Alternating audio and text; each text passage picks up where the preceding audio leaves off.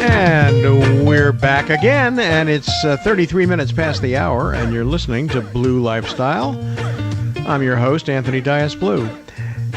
Hailing from the Mediterranean is Yliana Stengou, Vice President of Domaine Porto Carras, here to talk about Greece's finest wines. So, Yliana, you're here from Greece, and that's exciting in itself.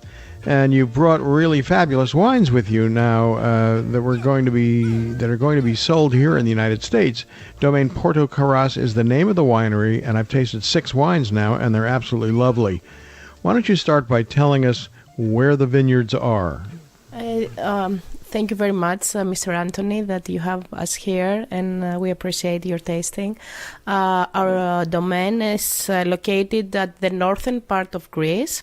Near Thessaloniki city. It's the second biggest city in Greece, and we are in Chalkidiki Peninsula, the second leg, Sithonia leg.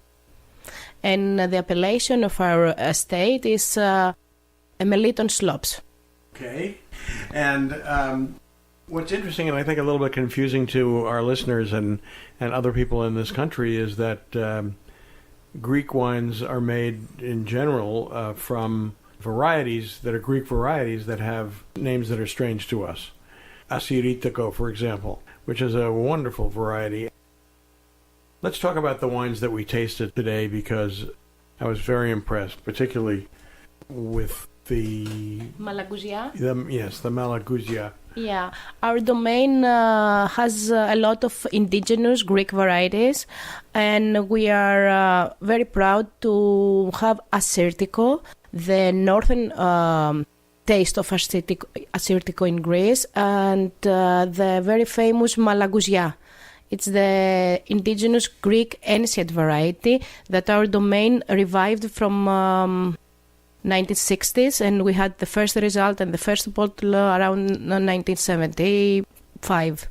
And it's a very aromatic Greek variety. Has, of course, strange name. Yes. You strangle the language when you say that, but of course it's very aromatic, and I think something new for the U.S. market. I would have to say that I was really impressed. Probably of all the wines, that was the one that impressed me the most. And it's a white wine, and it's not expensive. The full markup price is $17, yeah. And it's reminiscent in a way of Sauvignon Blanc, but it's a little bit more aromatic and very interesting. I mean, it would go well with just about anything that you'd serve Sauvignon Blanc with, or Chardonnay, yes, for that matter. And it's a terrific wine. Is there quite a bit of it? Did you bring quite a bit of it to the United States? Yes, and it matches a lot with seafood, fatty fish, and all that things that Chardonnay and Sauvignon can compare and eat with. We bring a lot. Bring yeah. A bunch of palettes. Yeah. A bunch of palette, and now we are finishing the 2012 vintage, and we are coming up with the 2013. Great. And yeah. How was that vintage? Fantastic. More fantastic. Really? Yeah. Do you have much variation in vintages in Greece, or is it kind of a little bit like Italy when a lot of them are all very good? They don't have too much variation from Italy. You mean about the climate? Or yeah.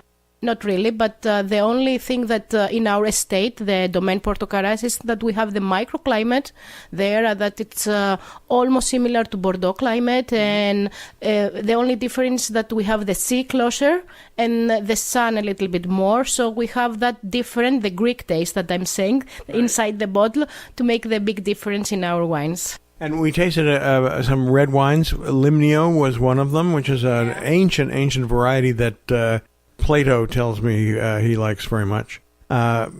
It was his favorite, so that would make it 4,500 years old at least. And it's a very nice red wine, and spicy, very attractive. And then you did a combination of Limnio and Cabernet Franc, yes, and Merlot. A Bordeaux blend. Yes. It's our flag, the Chateau Porto Carras. It's a Bordeaux blend, but with a little Greek variety, Limnio, inside, and that's make the difference. And we believe very much in that wine. because it's hides inside all our efforts so many years, and has something different than Bordeaux, we believe. Also, we have the Limnio, the indigenous Greek variety, that it's very old, as you said, and we are very proud because we really revived that variety in our domain from the scratch.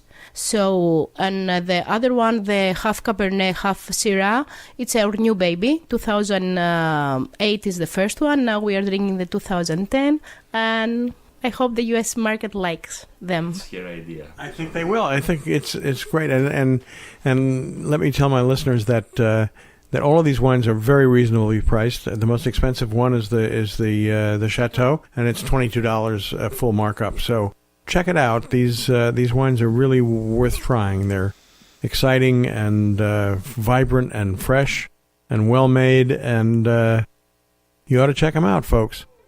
Thank you so much for being on Blue Lifestyle, and we're going to go out and drink a lot of Greek wine. Thank you very much for having us, and I want to say to all your listeners that we are very proud that we are here with you, and I invite everyone, if they come to Greece, to come to the north part of Greece, because we have lovely wines and lovely resort that comes with. So we have the combination gastronomy and wine together, so we invite everyone to come and visit us. Wonderful. Thank you so much. Okay. I'm thinking about checking that place out this summer, actually. Now, Passover isn't over just yet, folks. So up next, we're going to be talking about kosher spirits. So I'm Anthony Dias Blue. This is Blue Lifestyle. Stay tuned.